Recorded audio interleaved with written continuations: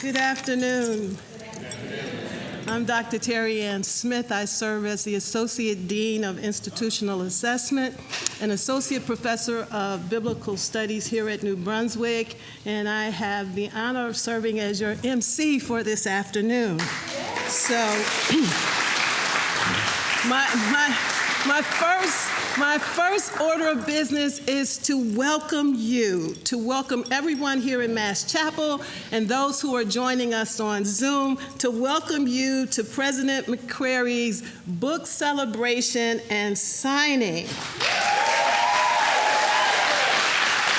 And so we are extremely glad to welcome you here and to say thank you for taking time out in your busy schedules to be here and celebrate with him and the rest of the MBTS family. And at this time, I'd like to ask Dean Tanner if she would come up and present us with greetings from the seminary and provide us with the opening prayer.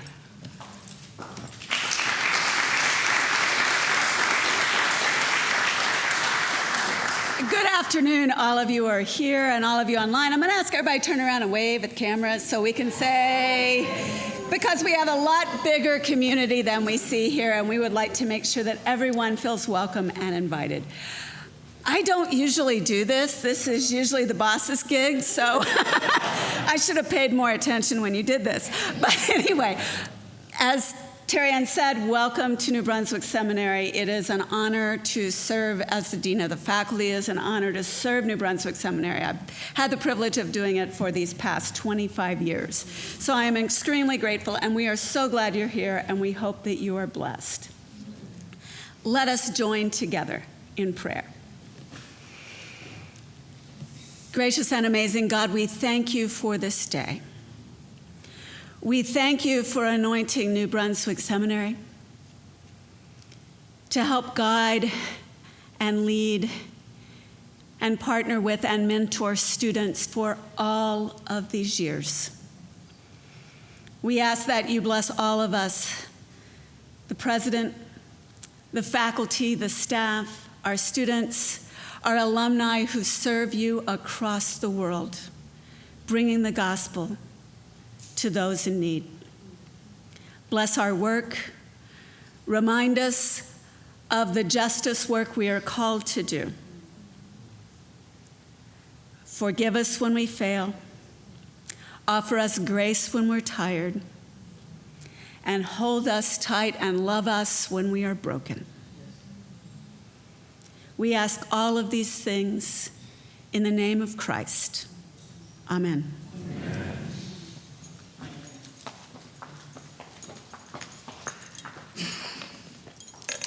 Thank you, Dean Tanner, for the prayer and the greetings from the Dean's office. At this time, we have a tradition where we like to honor those who are in the room and for those who are watching us via Zoom, so they'll know who is in the room here. So at this time, I would like to ask Dr. Jacqueline Madison McCreary to stand. Yes, I'm honoring the president's wife. Yes, She's in the house. She can kill me later. Any trustees in the room or former trustees, I invite you to stand.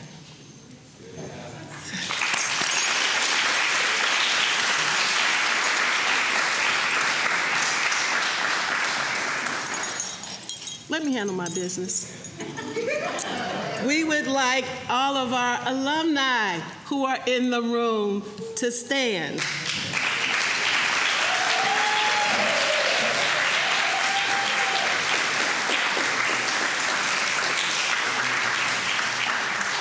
How about our students, current students? If you are in the room, please stand. Look at that.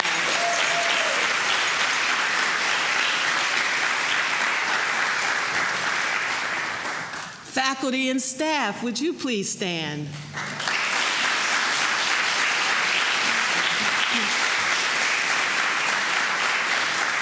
And then all of the rest who are friends of this seminary, would you please stand?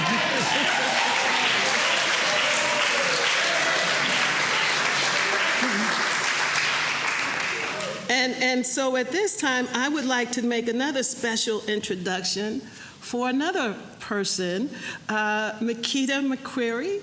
Will you please stand? This is President McCreary's daughter.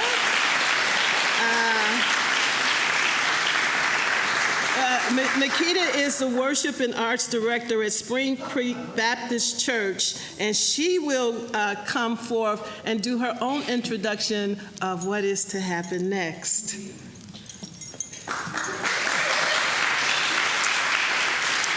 Hi, everybody. It's really an honor and a joy to be here. I surprised my dad. He didn't know I was coming. So that was a lot of fun. And as I call him Daddy President McCreary, I'm so proud of you. I'm so proud of you. It's really neat to see the things that I've heard my dad say manifest. Heard the things that I've heard him pray about manifest, and how God is using him so mightily. So proud of you. So they said brief. So I wrote this song called Take This Cup a couple of years ago. And it is following Jesus in the Garden of Gethsemane and the prayer of, God, take this cup. This is a lot. This is painful. I'd rather not do this. And at the end of that prayer, your will be done. And so I don't want to give you what to think about, but my dad wrote a book called Trauma and Race. And so as you hear this song that's following Jesus in the garden and Jesus' prayer, and how we find strength mirroring what Jesus did, I invite you to think about what that means for your own trauma, for this racial conversation, for a racial reconciliation in this world. And then my dad will talk more about that later. So take this cup.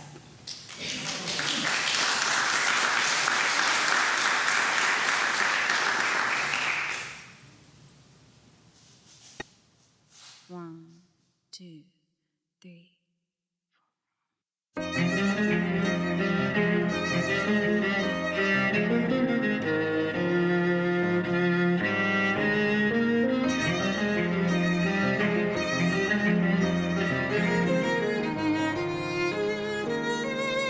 Father God, what is this burden you've given me?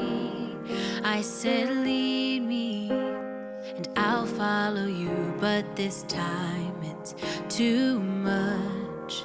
God, I'm weak, weary and worn, don't depart from me. I don't know what more I can bear, so I ask this of you. Take this cup, God, take this cup, God. I'm battered and weak, let me go. You said you'd sustain me, but if possible, take this cup, God, take this cup, God. I have no more strength left to give. You said you'd sustain me, so take this burden from me.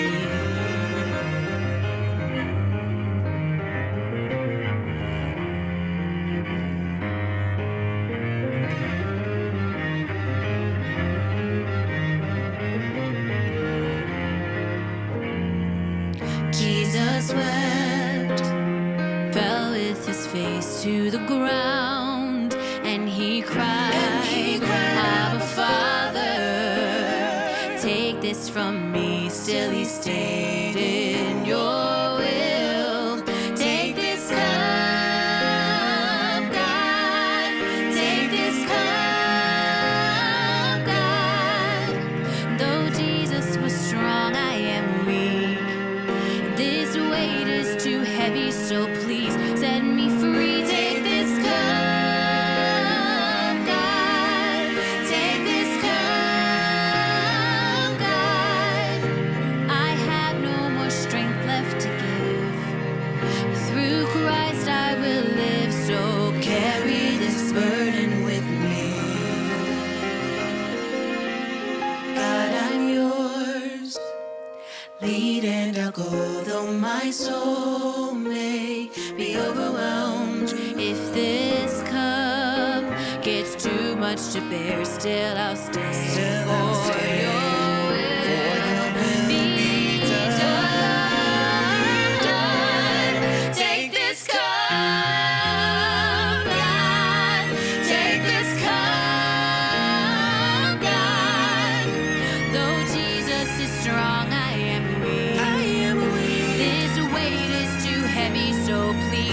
walk with me. Take this cup, God. Take this cup, God. I have no more strength left to give. Through Christ I will live, so carry this burden with me.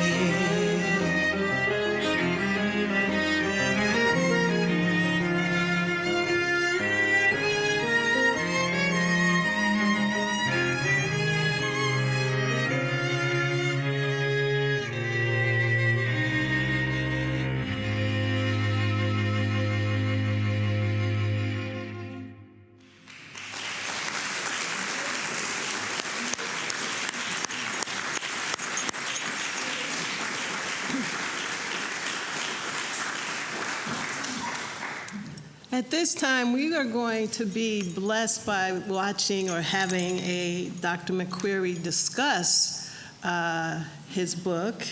And I would like to introduce the person who will be leading the questions, answering the questions. And so at this time, I'd like to introduce Inobong Anna Branch.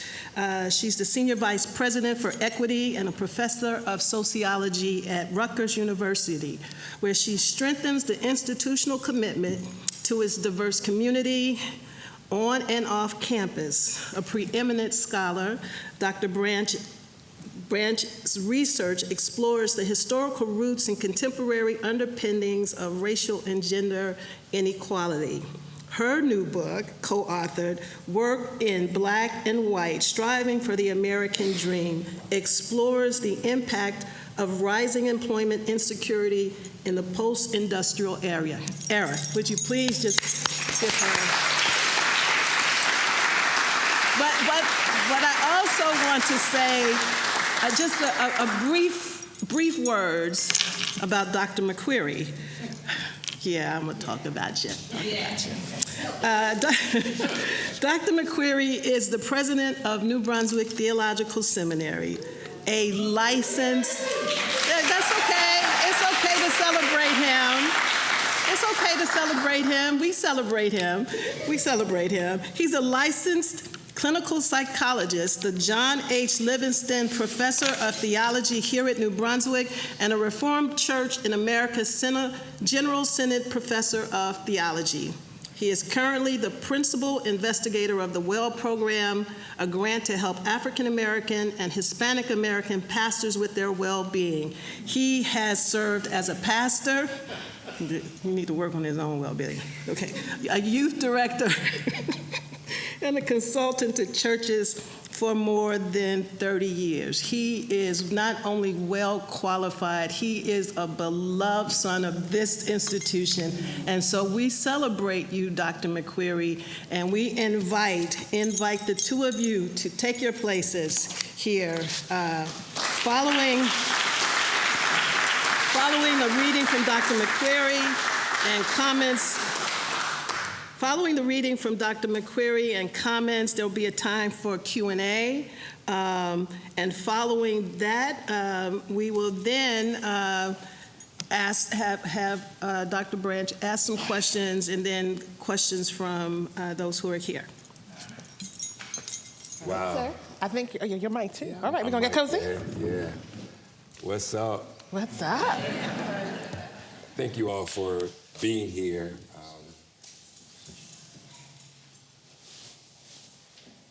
I think the fact that my wife still likes me and my daughter still loves me is, in of itself, my best testimony.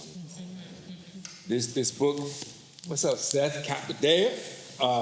This book grows out of 30 years plus of doing this work, of walking.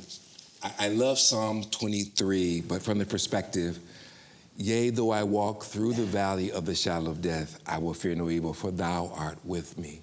So the walk is through the valley, but the walk is always with.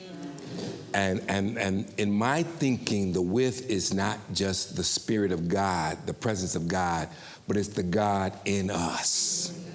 And so for many of us who have gone through valleys, we are best equipped to accompany others through their valleys. Because the valley is a place of the unknown. And only someone who is comfortable with the unknown traumas of life, the unknown difficulties it takes to bring together the intersectionality of who we are, is that person able to actually walk there effectively. And so as one who has been honored, I honor everyone that I have walked with, from my father and I together, to my mom, to my siblings, to my teachers, to my family, and to all of the folk who would trust me enough to sit in confidence. And so as you read the book, nothing there is a breach of confidence. I don't think people who are in the book could even find themselves if they wanted to. and that's on purpose. That's on purpose. So there's a lot I could read, I think. My mom, though, what she said about the book after she read it the first time, she said she had to have a book next to her to write some of the words down and figure out what the heck I was talking about. And then she read it as my mother.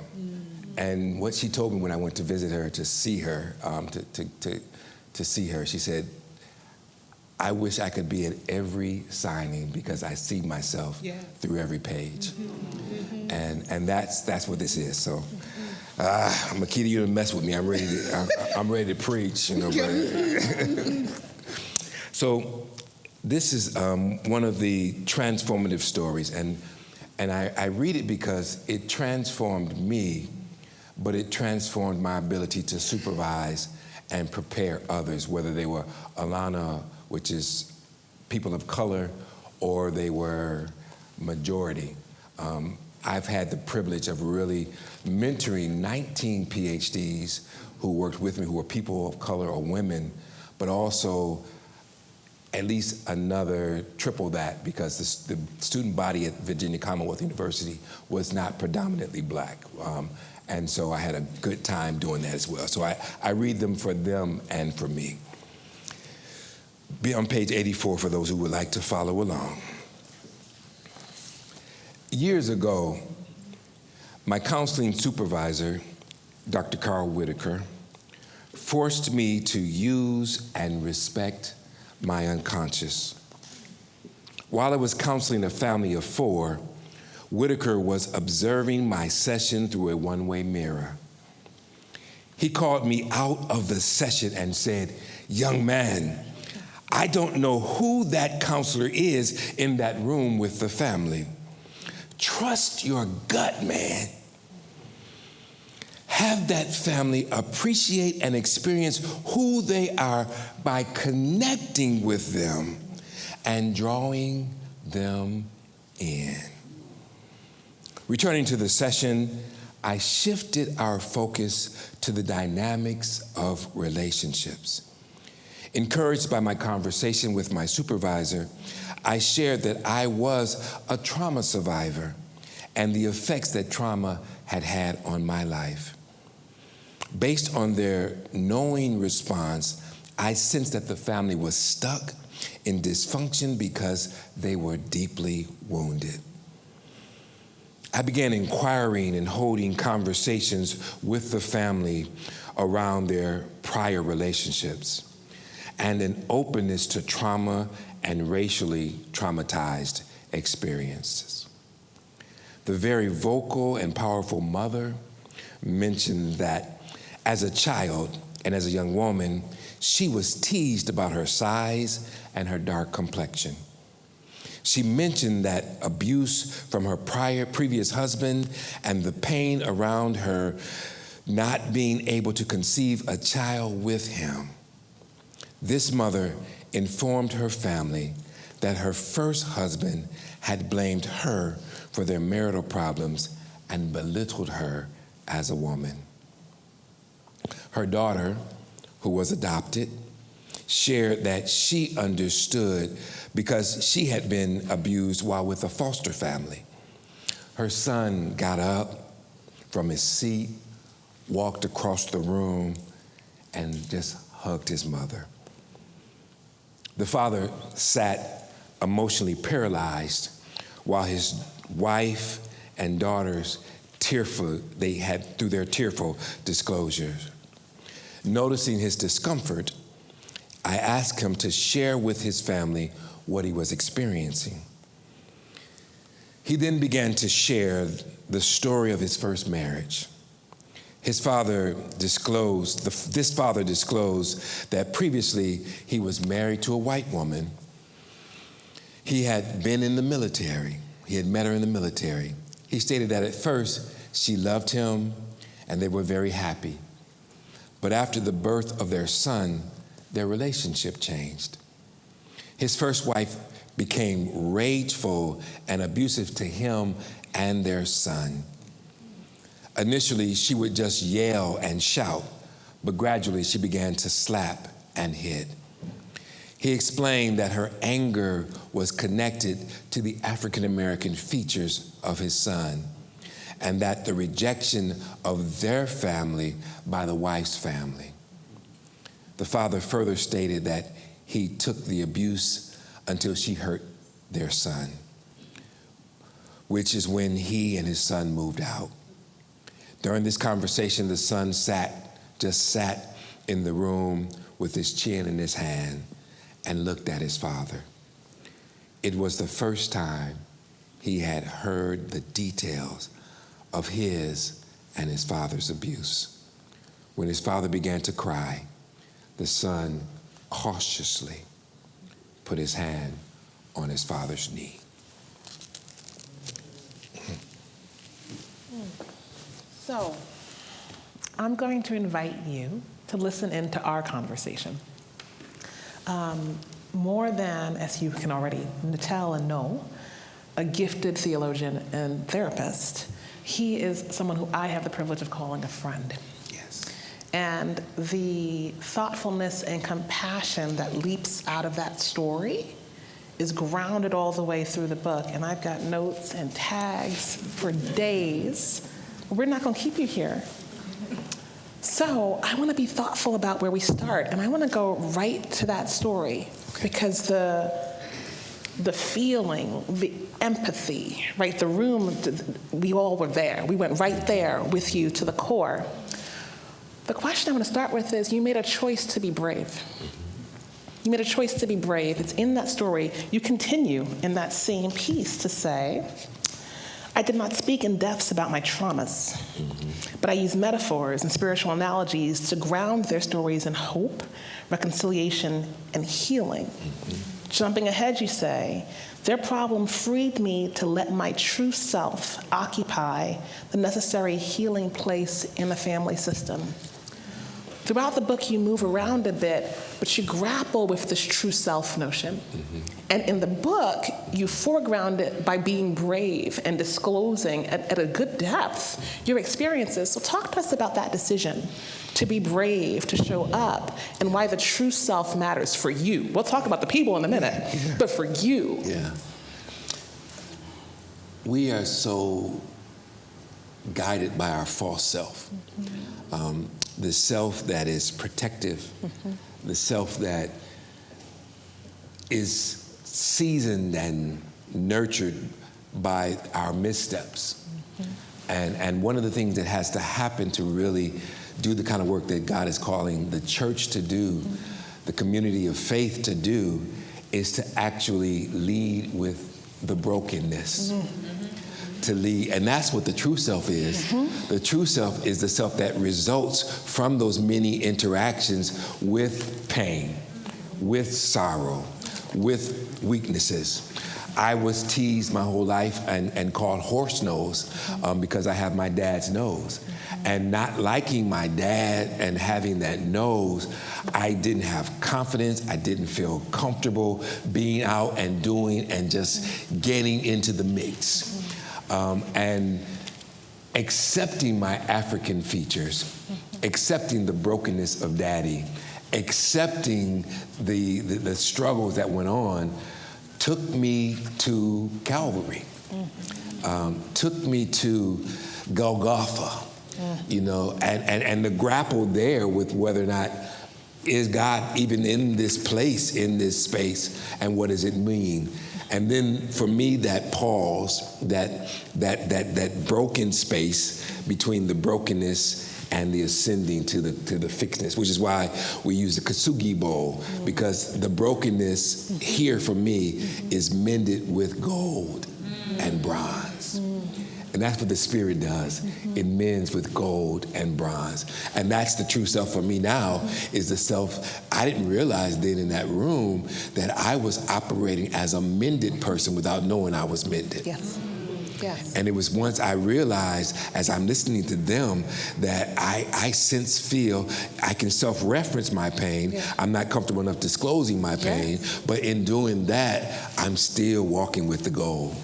And the beauty, even in that retelling, integrating bits of the book, is that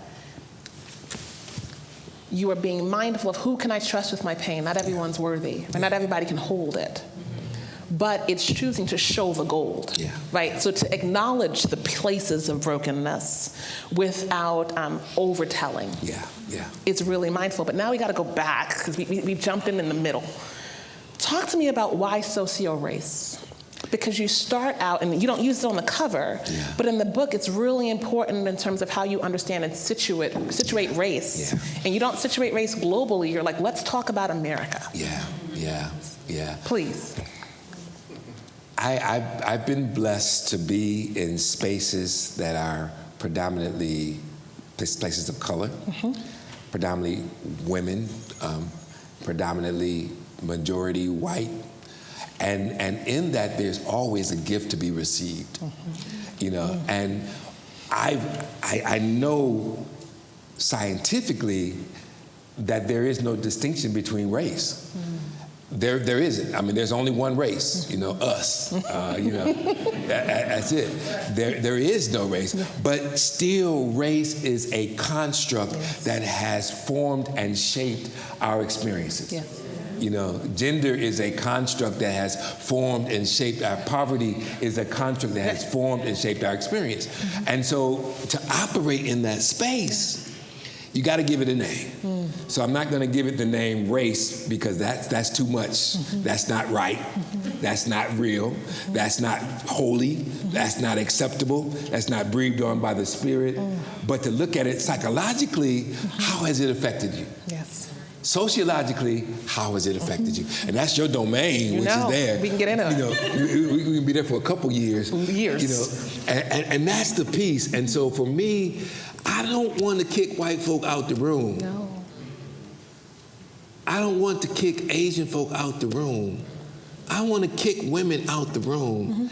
But that's what we tend to do. We come up with these constructs that say, okay, this is all about black folk. Now we got to do black folk business. All your white folk leave. You know, and I'm white and I'm black. I'm male and I'm female. I'm all those things. And that's where I think the work has to happen. And of course, our society has said, that's wrong. We'll kick your books out now. Don't read my freaking book. Oh, excuse me. See? Gonna get spicy. Let's go.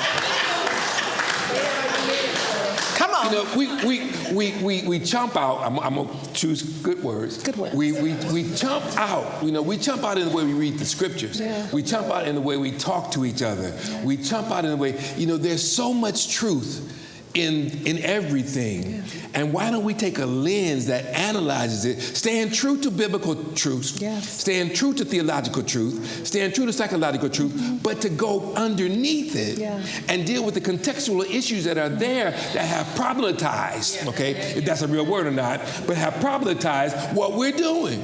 You know, I was over in Oman talking to folk about Hagar, realizing that she was probably there, and they understood the Abraham-Hagar story different than I understood it. And as I went deeper into it, got a whole lot deeper, because somebody just told me the other day that it's quite probable that Abraham actually bought the well that Hagar was at. And when he bought that, he was actually taking care of her in some ways that we don't know. I mean, it's so much stuff. And we don't want to get to the stuff. We want to be holy. So neat. Please. We want to be neat. It ain't neat. It's not neat at all. It's not neat. And I think, you know, the beauty of this book, again, so stay tuned, it's going to be a part 2, because we've already decided we can't do what we got to do here. Part 2. The beauty of the book, the brilliance of the book is the integration, right? Is that you are not separating the spiritual from the psychological from the man, right? And you're offering in the book a way for us to walk this path. Yeah. I want to take us back to the bogus self, because the reason I asked that race question, what socio-race means, is that you hold space for everyone, right, in the story, and you're inviting everyone in, but part of what you're noting is there is racial trauma. You call it a soul wound. Yeah. Yeah.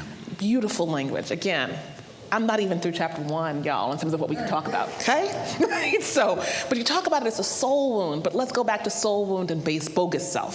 So we started with true self here, right? But you use the language bogus self, and here's what you say. The Alanas, again, we talk about people of color, often focus on the bogus self, created by our own minds, our egos, and cultures. This bogus self is a pretense, a passing fad. But here's what's key. It's a psychological defense constructed out of our pain and doubt. You go from there to say, we have to search for and locate the true self that is revealed in the Holy One. And that's where you started, right, in answering the question. I'm giving the folks context for this next question. What do you say to those who say, I don't see the Holy One in the work of healing?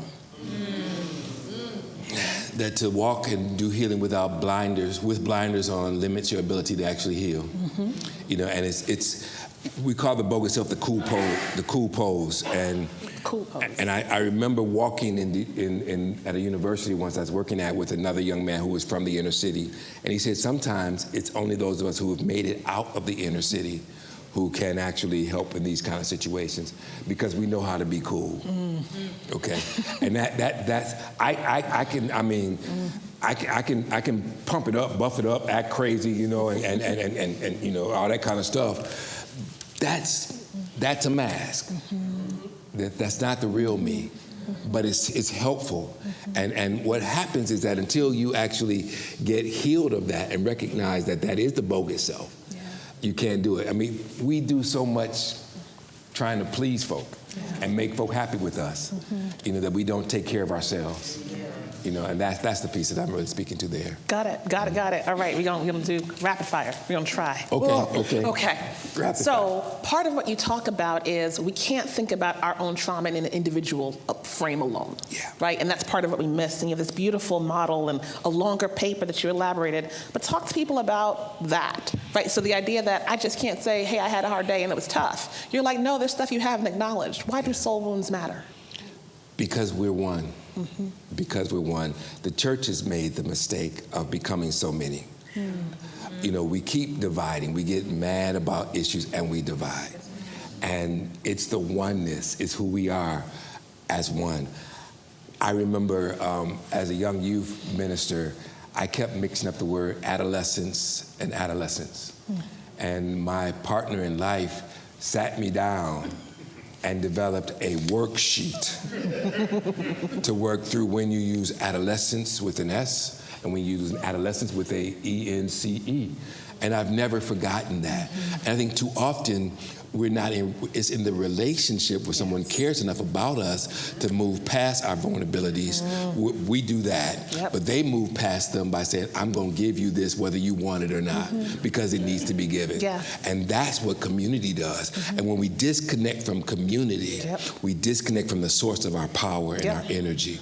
We disconnect from our wholeness. That is the reason why we move people out of their native lands to reservations. That is the reason why we keep using male-based terms rather than gender-free terms, because we want to keep people disconnected from their community. And it's that connection that allows us to do the healing God has called us to do. I love it. And part of the case that you make that I want you to leave this room with, for those of you who haven't read it yet, it's brilliant, is sometimes we are resistant to our own work. We don't even get the connection. So again, this is the way he defines a soul wound. Internalized injury of the mind, body, and spirit that offend one's dignity. It violates individual and corporate rights. It sustains losses in value and reputation. It is compounded by the fact that the injury or trauma occurred not just at the personal level, because people go to therapy looking for personal help, but you're saying it's at the community and the collective level, the pain we're not acknowledging. The soul wounding or the historical trauma is cumulative, and it can be intergenerationally transmitted. Yes. Yes. So you're asking folks to move past the I had a bad day, or this breakup was tough, or I'm having issues with my kids, and to reach deeper. And then you offer so many stories of the ways that manifested in ways that folks weren't aware, right? So my question to you is, you're asking individuals, and if I talk to the Alana audience for a moment here, to do deep work when we are often situated in our bogus self. We are rewarded for showing up in really shiny, ego-driven, bogus selves. And you're inviting us to enter the church, to seek God in our true self and letting our vulnerabilities lead. Because we'll heal the church if we do. We'll heal the broken church if we do. So we can. But you're asking non-Alanas to be there for the journey. What does that look like? Right? You're asking them to be there for the journey. Your book is written, the majority of therapists are non-Alanas. That's our reality. And so you're saying, walk this journey with someone who is troubled, who is hiding from their own pain. I've had the joy of working with non-Alana therapists who can actually accept their own stuff. Resma does a great piece in his book where he says, let's go back to England. Let's go back to Europe and let's look at the trauma that we perpetrated upon ourselves as European people, which then we brought to the Americas. Okay? And so the trauma is not just race specific. Race includes all of us. And so the trauma there needs to be dealt with. And once that's dealt with, I've had folk who, were better at it than I am because you can reflect. I mean, when you got some race issues going on with, say, for example, you're a person of African descent and you got somebody white that you having issues with, like I did, the best person to go to is somebody who is healthy and healed of that group. It was fun. I mean, I had men to jump down my throat and let me know, you pulling on me, what you pulling on yourself? And in that interaction with Jack Corzini, that would be the person in the book, it really was one of those times that healed me to stop hating white men and start recognizing that they love me when they're holy and healthy, and they don't, that's cool too. Man, again, y'all, I'm trying to wrap this up. Trying. I got to go back to where we started because Reverend Tanner, you offered us an amazing prayer. Yes. And in that prayer you said, hold us tight where we are broken. And this is about the brokenness, not running from our brokenness. But if I go to Makeda, you owned and acknowledged for us that we felt so much. It's a lot, right? We can refer to America shortly as the land of too much. Too much struggle, too much pain, too much poverty, right? Too little holy. Too little holy, I would add that, right? You gotta put those things together. Your book is an invitation to do that, to kind of sit with that deep work. So what's the one thing, if someone took one thing away from it, for those who say, I'm not ready, I'm tired, I'm exhausted, I haven't even started reading it yet and I'm tired. One of my former patients called me after she read it. She said, 1, you get us. That was the first piece. She said, 2, what we need to do is chapter by chapter, get a nice blanket, bowl of popcorn, read it, then take care of yourself, then come back to it. And I think it may trigger folk. And I admit that.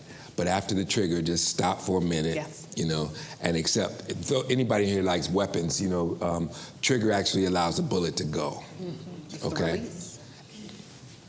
Take that metaphor, it's leaving. Okay, rather than being triggered and I don't know what to do, it's leaving now. Okay, when it gets triggered, it's leaving.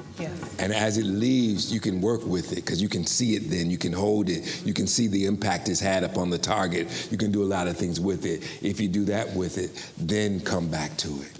Let it trigger you.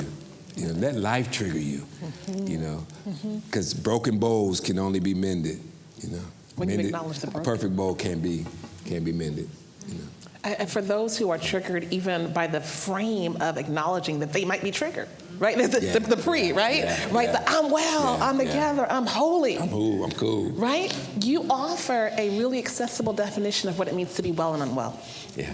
Right? And so you say it this way about stress. You said our mental well-being is like a container.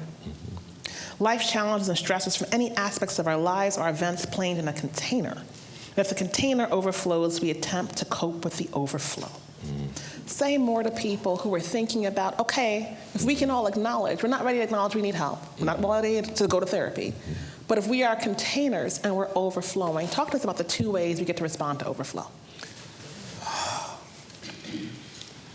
For me, the healthy way with overflow is to actually be transparent and share with the partner that I'm overflowing right now, that this is there. I think to speak in metaphors, I'm just to speak in stories, to speak, through music, through those kind of ways is the way to deal with the overflow. There's so many to really get into poetry, get into puzzles. There's just ways to do it when you're overflowing.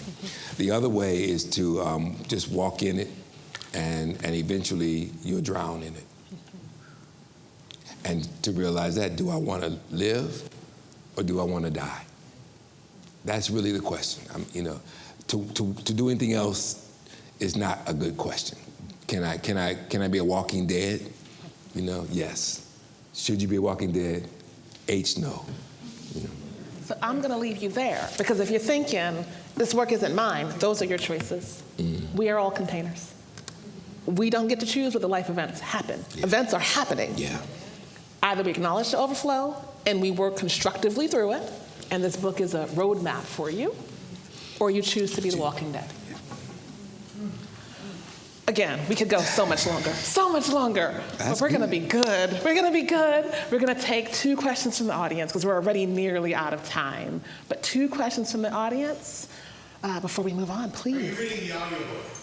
Ooh. Fortress Press has a policy where they work with an outside company, and the outside company chooses a book to be audio-based, audio done.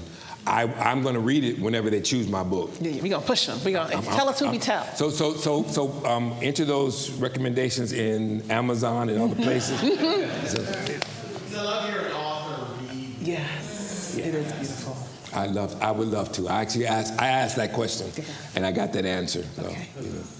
All right. Do we have any questions online by any chance? Yes. Okay, maybe one more from the room. Anyone else? Any other questions? Please. I think I understand what's meant by race. But what do you mean by trauma, and how are they linked? Yeah. So stress is a part of our lives. We have stress. And one of the things that we work in the field is the accumulation of stressors is when it really gets to be difficult.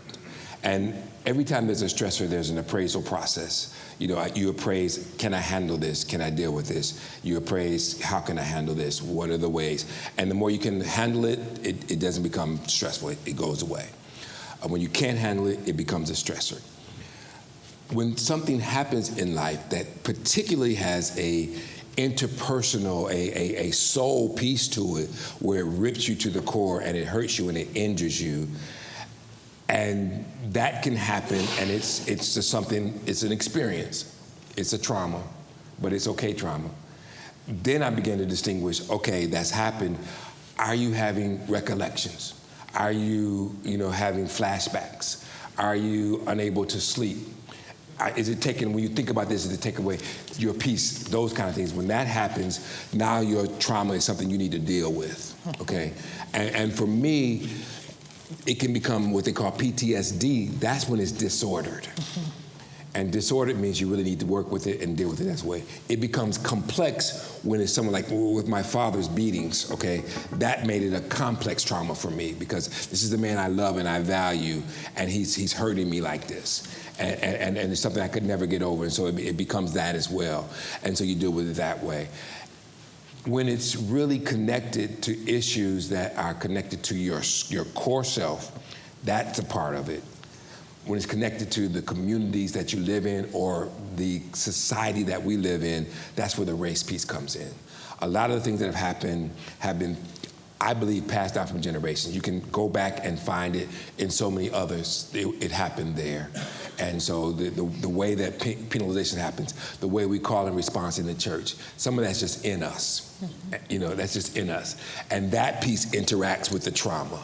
That's where the interaction for me, it's the intersectionality of it. That's the piece I love to work with, is when you're really dealing with, okay, well, this is what it means to be a person of color in this country, to be an African American, a Latino American, a Native American, indigenous person, an Asian American. This is what it means to be all of that. You know, if we watch right after COVID-19 and what happened with our Asian American sisters and brothers, okay, that was race trauma. You know, when somebody elderly in the community is walking down the street and they get attacked, you know, but that's connected back to the immigration policies with the previous generation. It's connected back to the internment of Japanese during World War II, you know, and so you get this connection where that trauma has been passed down, and this race piece may bring that connection back up in a way. The definition he offers in the book is traumas are a mixture of the biology, psychology, sociology, and the spiritual aspects of humans remaining in survival mode even when the person is no longer at risk or in danger. And so the connection back that he offers to all of the historical events is that when the African American community is watching yet another killing, it's the historical trauma.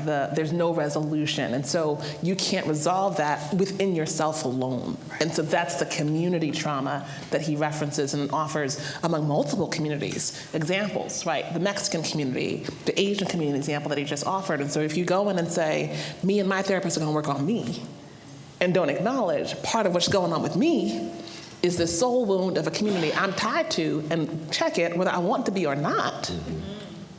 Yeah, again, we don't got enough time. We don't. Dr. Terry, Reverend Terry, please. Thank you.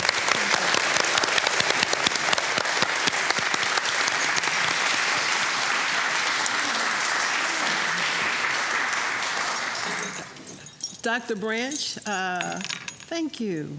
Thank you for sharing with us. And Dr. McCreary, you just continue to amaze us. You know, I'm excited. I don't know about you, but I'm excited. I want to go get the book. Yeah? Come on, we want to go. You all are looking at me like that, but just based upon what I've heard, I am curious and excited. And so, yeah, I'm going to tell you how you can get the book. So, Dr. McCreary will be doing signings right outside here in the lobby, right? You're going to be signing in the lobby. There will be refreshments in the student lounge, and we're going to suggest a donation of $25 for the book. And Dr. McCreary, God bless you. God bless you, because all the proceeds for his book will go to MBTS for the Livingston McCreary Professor in Theology Endowment. So can we just say thank you? Thank you.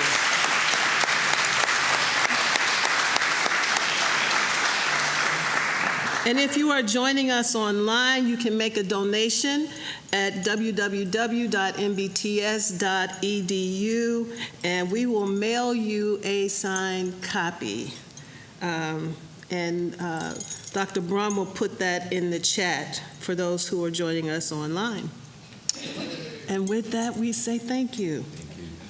I did want to say, too, I'm going to bring down a book that's in my office where it's for people to sign a prayer, to just leave a short prayer in it. And so while you're here, it'll be there on one of the tables somewhere. It's brown. It's pretty cool. Do not steal it, okay? Is that trauma? Is that something? It would be trauma for me. Yeah, it would be trauma. Again, Dr. McCreary, Dr. Branch, thank you. Thank you for sharing. To those who are here in Mass Chapel, thank you for your presence and your support. God bless you. And where's Kathy? She's outside? because, you know, I got this long script, and all it says is just say thank you. And to thank Kathy, because she's not in the room. So thank you again for joining us. Okay, you got to get a benediction. Yeah. Got to get Yes. a benediction. Anybody feel led to benedict I us? feel like you were led to preach. I feel like you should be led to benedict. I'll pray. Thank you. Please, give us the honor. Most Holy One, whose name is too holy to even call, fire of Sinai,